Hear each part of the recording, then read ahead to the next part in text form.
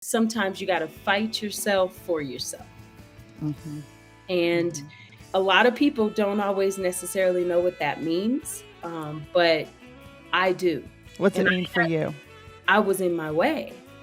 You know, I was Mm-hmm. in my way thinking that I had to fix everything but myself. Yes, So, I've been there. yeah, All you that needs to change, and then I'll be fine. and all this change and everybody else's issues need to change and then we'll all be great. But all along, I was not great. You know, and a big portion of what I do now helps me stay in my greatness, Mm-hmm. helps me accept my greatness for what it is, and helps me love me for who I am. But the only way I got there was by having somewhat of a bottom, you know?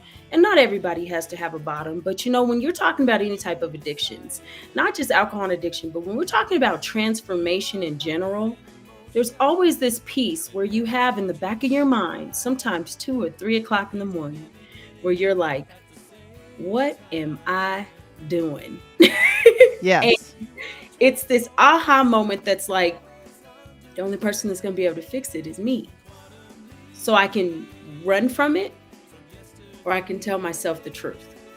And sometimes we run from it for a while, or it's not that loud, and then it gets louder and louder because we ignore it, right? Yes, we ignore the red flags.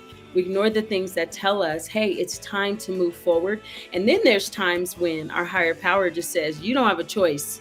Take it. You know what I mean? Yeah. And that's it. Right. And that Yeah. was where I was. It was like either you're going to do something to fight for your life or you're not going to make it. You are not going to make it. You know, it's one of the scariest feelings I've ever experienced, I would say. And one of the scariest feelings I experienced because everybody else around me thought I was fine.